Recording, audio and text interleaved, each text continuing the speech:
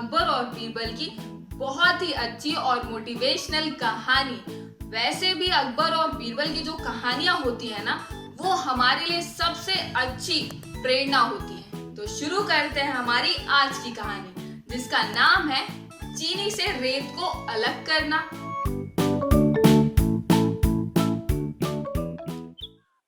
तो एक बार की बात है, अकबर के दरबार में सारे ही मंत्री बैठे होते हैं और वहां पर जो गांव के लोग होते हैं वो अपनी अपनी प्रॉब्लम्स लेकर आते हैं और वो सब के सब अकबर के सामने उस समस्या को रखते हैं। तब अकबर उनका सॉल्यूशन निकालता है और उन्हें बताता है कि उन्हें क्या करना चाहिए। अब एक आदमी आता है, उसके हाथ में कांच का एक जार होता है, हाँ, और उसके अंदर होता है रेत और चीनी का मिक्सचर।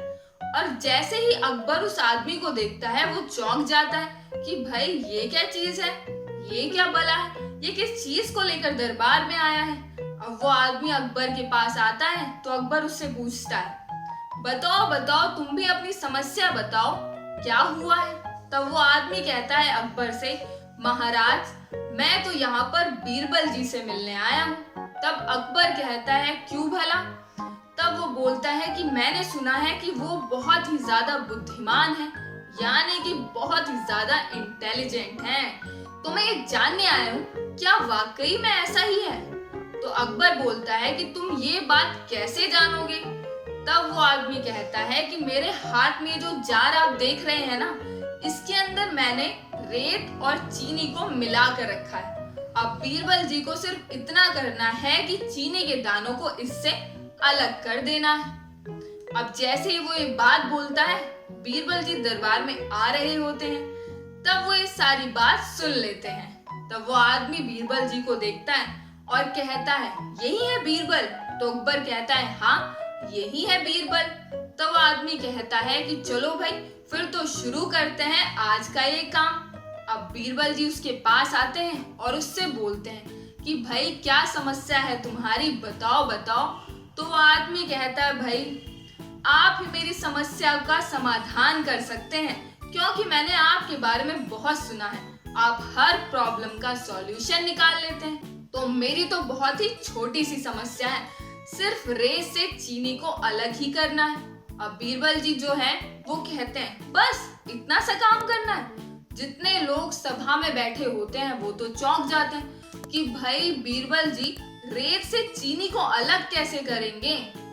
अब ये तो एक बहुत बड़ी समस्या हो गई, और अगर वो ऐसा नहीं कर पाए तब क्या होगा।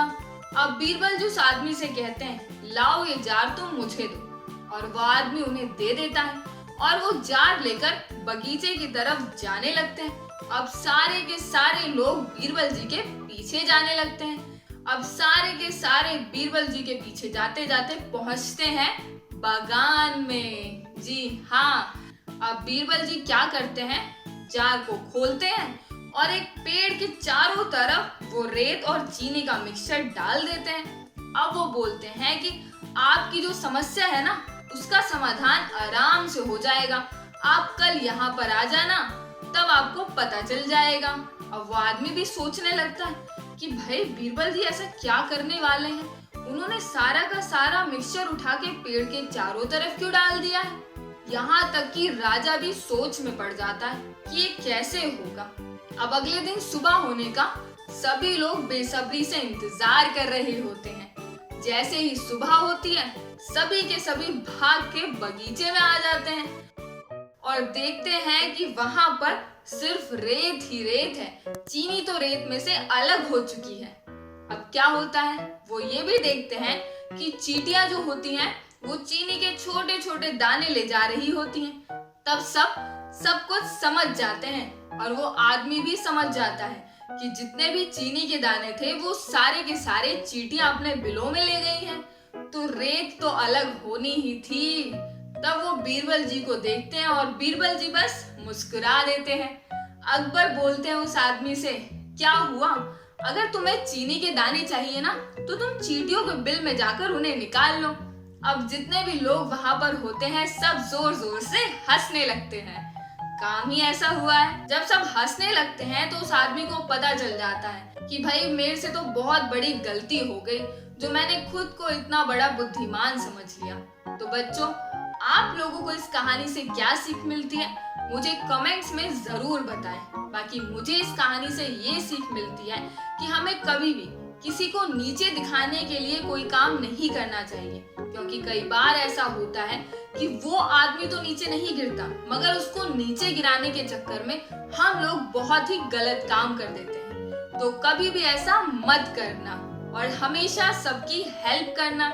हाँ, आप इंटेलिजेंट हो, मगर दूसरे को भी कम नहीं समझना चाहिए, क्योंकि सबके पास अपनी अपनी अक्ल होती है और उसे कौन किस तरीके से यूज करता है, ये सबसे बड़ी बात है। तो आज की कहानी में बस इतना ही। आपसे फिर मुलाकात करूंगी और भी अच्छी अच्छी कहानियों के साथ।